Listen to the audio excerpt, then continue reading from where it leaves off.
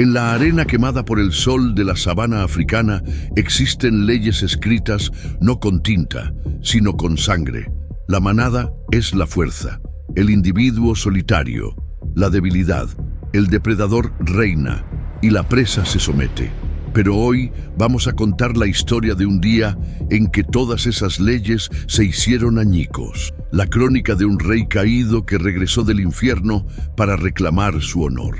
La leyenda de 3 leones contra 1 búfalo y la revancha más increíble de la naturaleza. Si las sagas de honor perdido y justicia recuperada, de héroes solitarios que se levantan contra tiranos y de una venganza tan pura que redefine el orden natural, son las que hacen arder su espíritu, entonces usted ya forma parte de esta estampida.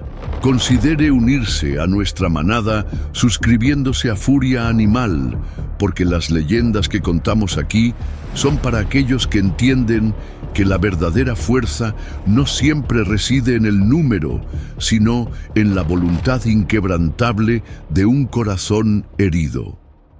Nuestro protagonista no era un búfalo cualquiera, era Kobu, un coloso de casi 1 tonelada, un búfalo cafre en la plenitud de su vida.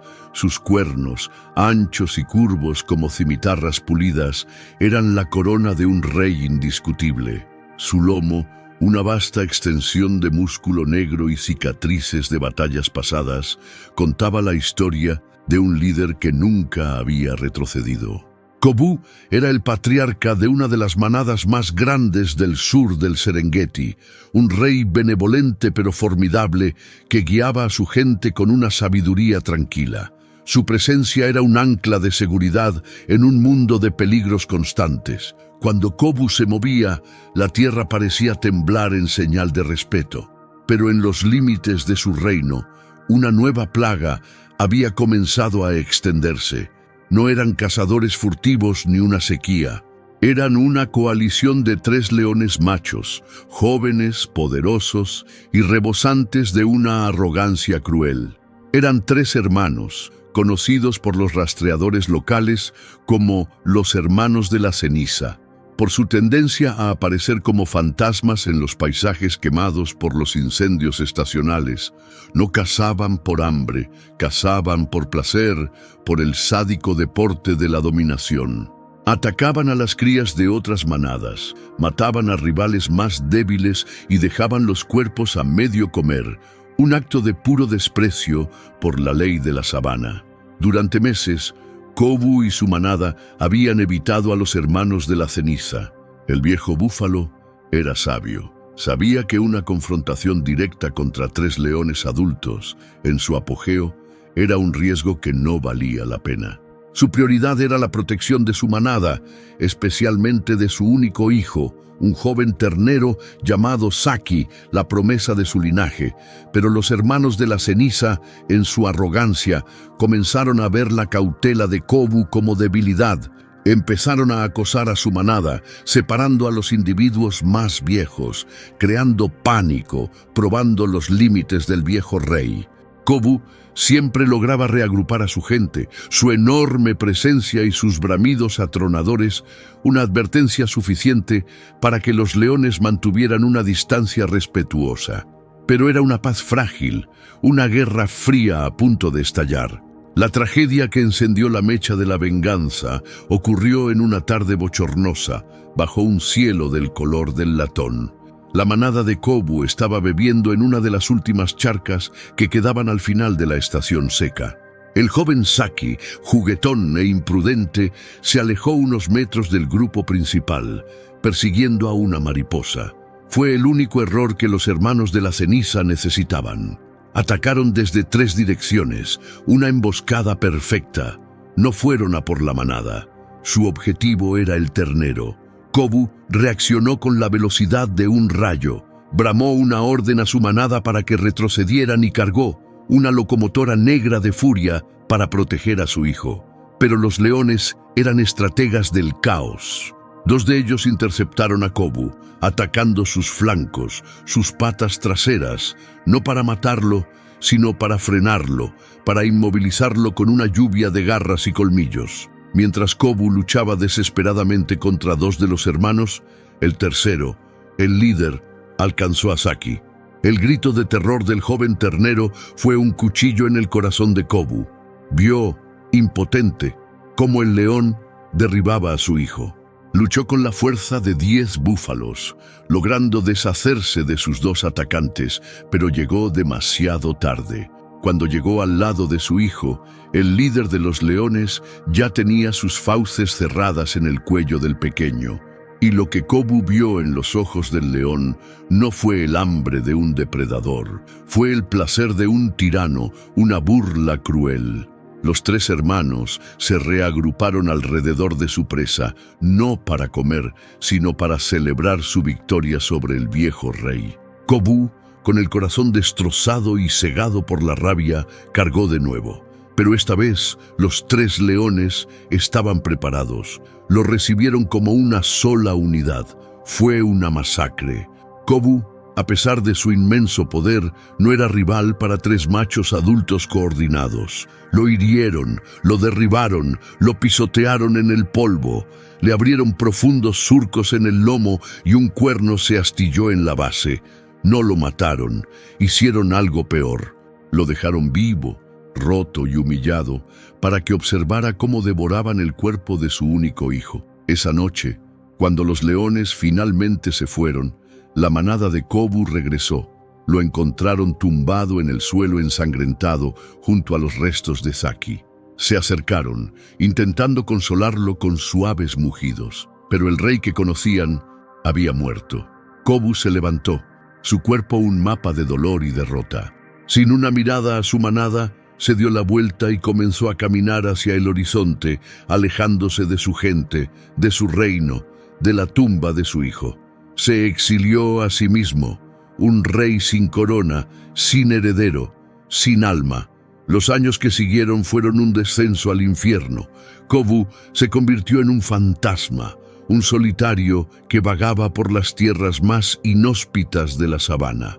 La manada que dejó atrás finalmente se disolvió, absorbida por otros grupos. Los hermanos de la ceniza se convirtieron en los gobernantes indiscutibles de la región. Su tiranía ahora sin oposición. Kobu sobrevivió, pero apenas. Su cuerpo, antes un símbolo de poder, se volvió más delgado, sus cicatrices más profundas. Pero en la soledad de su exilio, algo comenzó a cambiar. El dolor abrumador, la pena que lo ahogaba, comenzó a petrificarse, a transformarse en algo más duro, más frío. Se convirtió en la piedra de afilar de un odio puro y concentrado. Dejó de ser una víctima y comenzó a entrenar. Cada día era un ritual de endurecimiento. Embestía los troncos de los árboles de acacia, no con furia ciega, sino con una técnica calculada, fortaleciendo los músculos de su cuello, aprendiendo a dirigir su poder con una precisión milimétrica. Luchaba contra rinocerontes jóvenes, no para matar, sino para probar su resistencia, para aprender a absorber castigos. Y sobre todo, observaba. Pasaba semanas en los límites del antiguo territorio de los hermanos de la ceniza, estudiando a sus enemigos desde la distancia. Memorizaba sus patrones de caza, su arrogancia, la forma en que el líder siempre atacaba primero por la derecha, la forma en que el más joven siempre dudaba un segundo antes de unirse a la lucha. Aprendió sus fortalezas, pero, más importante, aprendió sus debilidades. Su cuerpo se transformó de nuevo. La grasa fue reemplazada por un músculo denso y fibroso. Su mirada, antes la de un rey benevolente, ahora era la de un ejecutor. El rey, que había sido derrotado por la fuerza bruta, había decidido que su venganza no sería solo una cuestión de poder, sino de inteligencia. Pasaron 3 años. 3 años de exilio, de entrenamiento, de un odio que ardía a fuego lento. Y una mañana, Kobu supo que estaba listo. Ya no era el rey caído. Era la encarnación de la retribución. Comenzó su largo viaje de regreso, no a su antigua manada, no a su antiguo reino. Se dirigía a un lugar específico, un lugar que había elegido con el cuidado de un general planeando su batalla final, la llanura de Ndutu, el mismo lugar donde había visto morir a su hijo. No iba a desafiarlos en su fortaleza, iba a atraerlos a su campo de exterminio. La noticia de su regreso se extendió como un susurro en el viento. Algunos animales que lo reconocieron huyeron a su paso. Llevaba un aura diferente, un aura de finalidad mortal. Los hermanos de la ceniza también se enteraron. Al principio se rieron, el viejo rey de vuelta de entre los muertos, pero a medida que se acercaba, la risa fue reemplazada por una extraña inquietud. Los informes hablaban de un búfalo que no se comportaba como un búfalo, un solitario que caminaba con el propósito de un depredador. Finalmente Kobu llegó a la llanura y esperó. No se escondió. Se paró en el centro de la llanura abierta, una estatua negra de desafío, en el mismo lugar donde la vida de su hijo había sido robada. Era un cebo, una invitación, una declaración de guerra. Los tres hermanos leones, su curiosidad y su arrogancia superando su cautela, aceptaron el desafío. Salieron de su territorio y se dirigieron hacia la llanura. Vieron al búfalo solitario. Parecía más viejo, más marcado, pero también diferente. Había una nueva y peligrosa quietud en él. Se acercaron, rodeándolo, confiados en su superioridad numérica. 3 reyes contra un viejo exiliado. El resultado parecía inevitable. Se detuvieron a unos 20 metros de él. El líder de los leones rugió, un sonido que antes hacía temblar a ejércitos. Pero Kobu no se inmutó.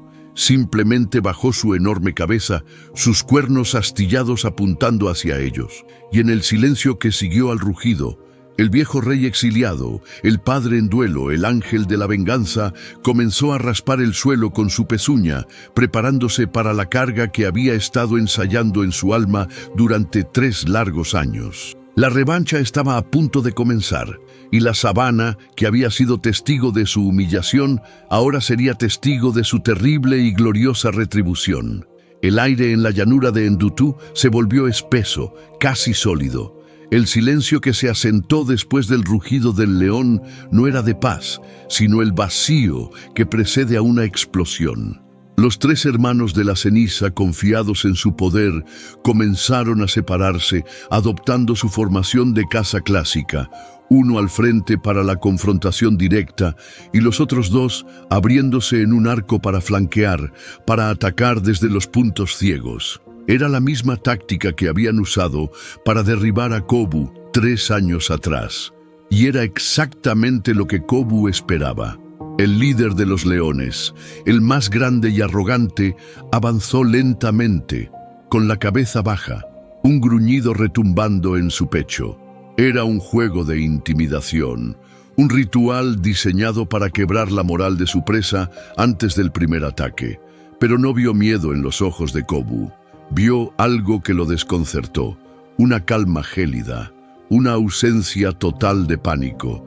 Era como mirar a un acantilado a punto de derrumbarse. Mientras el líder avanzaba, los otros 2 hermanos comenzaron a trotar por los flancos, sus cuerpos moviéndose con una gracia letal sobre la hierba seca. Su objetivo era llegar a las patas traseras de Kobu, el punto vulnerable de cualquier búfalo. Pero Kobu no esperó. En el instante en que los flanqueadores comenzaron a acelerar, él explotó. Pero no cargó hacia el león que tenía delante, como cualquier búfalo habría hecho. En un movimiento de una agilidad increíble para su tamaño, giró 90 grados y cargó no contra el león más cercano, sino contra el que estaba más lejos, el que corría por su flanco izquierdo. La maniobra fue tan inesperada, tan contraria a todo instinto de presa, que los leones quedaron completamente descolocados. El león de la izquierda, esperando atacar a una espalda indefensa, de repente se encontró con una tonelada de furia y cuernos viniendo directamente hacia él. No tuvo tiempo de reaccionar. El impacto fue cataclísmico. Kobu no lo embistió, lo ejecutó. Había pasado 3 años perfeccionando este movimiento. En lugar de un golpe frontal, bajó la cabeza en el último segundo y usó la curva exterior de su cuerno izquierdo como un ariete, golpeando al león en el hombro y las costillas con una fuerza que pulverizó los huesos. El león voló por los aires como si hubiera sido golpeado por un vehículo, aterrizando en un amasijo roto a 10 metros de distancia. No se movió más. Uno menos. Los otros 2 leones se detuvieron en seco, el shock y la incredulidad visibles en sus rostros. Su plan de batalla, que había funcionado a la perfección durante años, se había desintegrado en menos de 5 segundos. Su hermano yacía muerto, y el búfalo que deberían haber rodeado fácilmente ahora estaba entre ellos, jadeando, su cuerpo temblando de adrenalina pero ileso. El líder rugió, esta vez no con arrogancia, sino con una furia genuina. Su hermano menor, el tercero, dudó por una fracción de segundo, y esa fue la segunda debilidad que Kobu había estado esperando. Ignorando al líder, Kobu cargó de nuevo, esta vez contra el hermano menor, el indeciso. El joven león, en su pánico, cometió el error fatal. Se giró para huir, y al hacerlo, expuso su espalda. Kobu no lo perdonó. Lo alcanzó en 3 zancadas y lo embistió por detrás, la punta de su cuerno derecho perforando profundamente el flanco del león, levantándolo del suelo. Lo sacudió una vez con un movimiento de cabeza de una violencia increíble y lo arrojó a un lado. El segundo león cayó, gravemente herido, su pata trasera destrozada, rugiendo de agonía. 2 menos. Ahora solo quedaba uno. El líder, el asesino de su hijo, el león alfa, ahora solo, miraba desde el cuerpo de su primer hermano caído al cuerpo agonizante del segundo y luego al búfalo que estaba de pie frente a él. La furia en sus ojos fue reemplazada por algo que no había sentido desde que era un cachorro: el miedo. Kobu caminó lentamente hacia él. No había prisa, no había furia ciega. En sus ojos solo había una finalidad fría, la de un verdugo que se acerca al bloque de ejecución. Cada paso que daba era un eco de los 3 años de exilio, del dolor, del entrenamiento. El león retrocedió. El gran rey, el tirano, el líder de los hermanos de la ceniza, estaba retrocediendo ante una presa. Pero Kobu no era una presa, era un juicio. Finalmente, el león, con la espalda contra un pequeño montículo de termitas, no tuvo más remedio que luchar. Se lanzó en un último y desesperado acto de desafío, pero su ataque era predecible, impulsado por el miedo, no por la estrategia. Kobu lo encontró de frente. No fue un choque, fue una colisión de 2 mundos. Los cuernos de Kobu, la corona del viejo rey, encontraron su marca. El silencio que siguió fue absoluto. En el centro de la llanura de Endutu, un búfalo solitario se erguía sobre los cuerpos de los 3 depredadores que le habían arrebatado todo. No bramó en señal de triunfo. No pateó el suelo. Simplemente se quedó allí, su enorme pecho subiendo y bajando, mientras el viento comenzaba a soplar de nuevo, llevándose el olor a sangre y el eco de una justicia cumplida. La revancha había terminado. La noticia de lo que había sucedido en la llanura de Endutu se extendió por la sabana de una manera casi mística. No hubo testigos humanos, solo los animales, y ellos contaron la historia a su manera. Los buitres que descendieron sobre los 3 cadáveres de leones llevaron la noticia a los cielos. Los chacales que robaron los restos llevaron la historia a las sombras. Y los herbívoros, que de repente encontraron sus rutas de migración libres de la tiranía de los hermanos de la ceniza, llevaron la historia a los confines de la reserva. La leyenda del búfalo solitario que había matado a 3 leones se convirtió en un cuento con moraleja susurrado en cada abrevadero. Kobu no regresó a su antigua manada, no reclamó ningún reino. Después de su venganza, simplemente se desvaneció. Volvió a su vida de exilio, un fantasma errante, pero ahora era diferente. Los otros animales ya no lo veían como un paria, un viejo rey derrotado. Lo veían con un respeto temeroso, se apartaban de su camino, le dejaban los mejores pastos.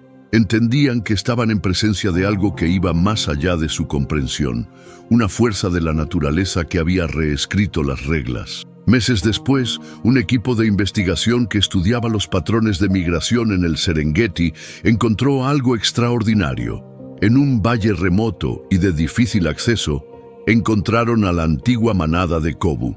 No estaban disueltos, se habían reagrupado y estaban siendo guiados a distancia por un búfalo solitario, un coloso negro con un cuerno astillado.